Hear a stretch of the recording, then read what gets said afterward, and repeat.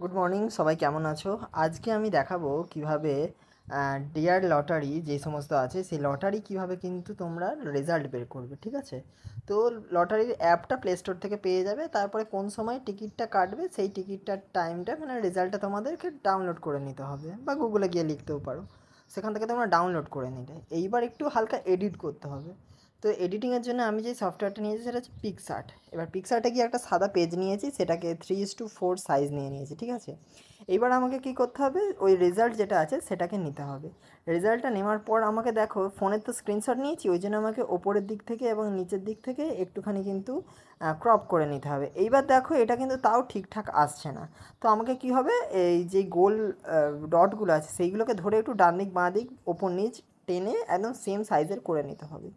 তাহলে কিন্তু মোটামুটি দেখো সাদা যেই পেজটা ছিল সেই পেজটা কিন্তু আমার কভার হয়ে গেল। ঠিক আছে? এবার এটাকে আমি সেভ করে নিলাম। চলে আসতে হবে এখন যেই অ্যাপটা দিয়ে আমাকে বের করতে হবে, মানে প্রিন্টারটা দিয়ে, প্রিন্টারের যে অ্যাপটা আছে সেটা তোমরা তোমাদের প্রয়োজনীয় মতন কানেক্ট করে নিলে। এবার ফটো প্রিন্ট বলে অপশান আসছে দেখো, সেটাতে গিয়ে যেই ছবিটা প্রিন্ট করব সেটার এবার কিছু সেটিংস করতে হবে, যেমন হচ্ছে কত কপি, পেপার সাইজ, মিডিয়া মানে পেপারের যে পেপার টাইপস ইত্যাদি ইত্যাদি আছে সেইগুলোকে এবার আমাকে ঠিক করে নিতে হবে।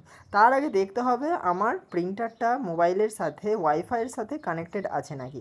এটা কানেক্টেড যদি না থাকে তো আমাকে কিন্তু কানেক্ট করে নিতে হবে। তো কানেক্ট করে নেওয়ার পর এখন চলে আসতে হবে ওই অ্যাপ্লিকেশানটাতে। আসার পরে এখন প্রিন্ট অপশানটা টিপে দিলেই কিন্তু দেখো আস্তে আস্তে বেরিয়ে যাচ্ছে কত সুন্দরভাবে এই প্রিন্টারের যে রেজাল্টটা আমি ডাউনলোড করার কথা ছিল সেইটা আমার কিন্তু হাতের সামনে চলে এসেছে। এটা কিন্তু খুব ইজি প্রসেসে তোমরাও বাড়িতে করে নিতে পারো। তো বন্ধুরা, ভিডিওটা ভালো লাগলে লাইক শেয়ার কমেন্ট করে পাশে থেকো। দেখা হচ্ছে পরের ভিডিওয়। আজকের জন্য নমস্কার।